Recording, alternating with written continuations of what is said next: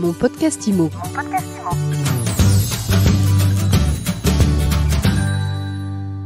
Bonjour et bienvenue dans ce nouvel épisode de mon podcast IMO en live du congrès de l'AFNAIM. Je suis avec Julien Brizet. Bien le bonjour. Bonjour Julien, formateur en immobilier, Oui. spécialiste notamment des vidéos décalées qui cartonnent sur YouTube. Oui, alors qui cartonne c'est un grand mot, mais qui ont un petit succès évidemment, ça me permet d'avoir justement des nouvelles demandes de formation.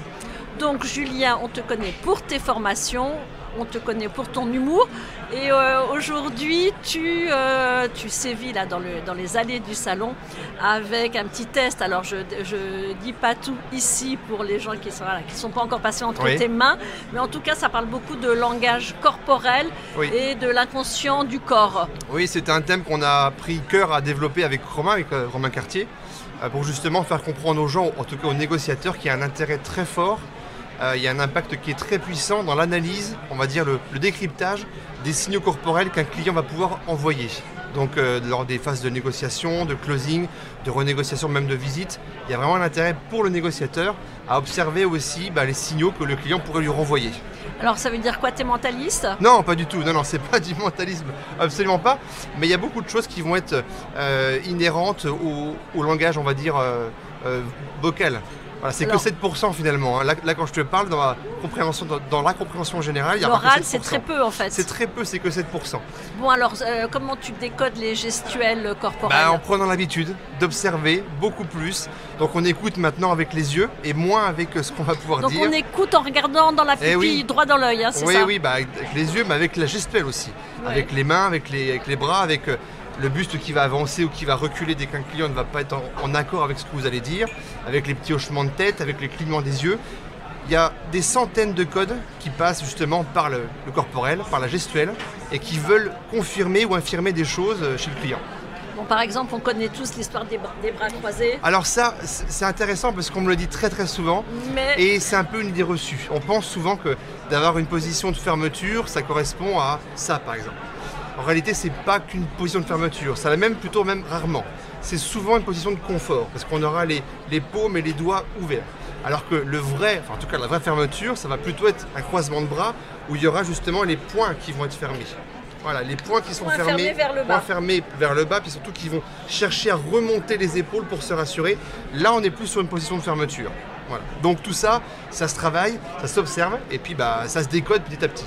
Oui, ça peut être un vrai plus. Pour le négociateur prendre conscience de ces éléments, c'est un booster pour sa négo finalement. Pour moi, j'en suis convaincu, c'est vraiment un élément différenciant et qui va permettre à certains négociateurs d'observer plus des réactions un petit peu cachées ou inavouées d'un client. Donc oui, c'est une très grande force.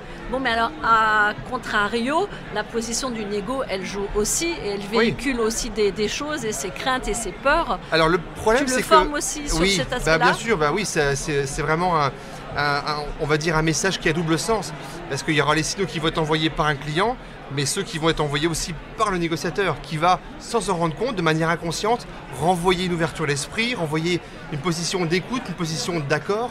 Donc tout ça, ça se travaille, ça s'applique et ça se répète. Bon, alors tu as un conseil à donner à nos auditeurs qui écoutent, qui sont en phase de négo, à des clients particuliers.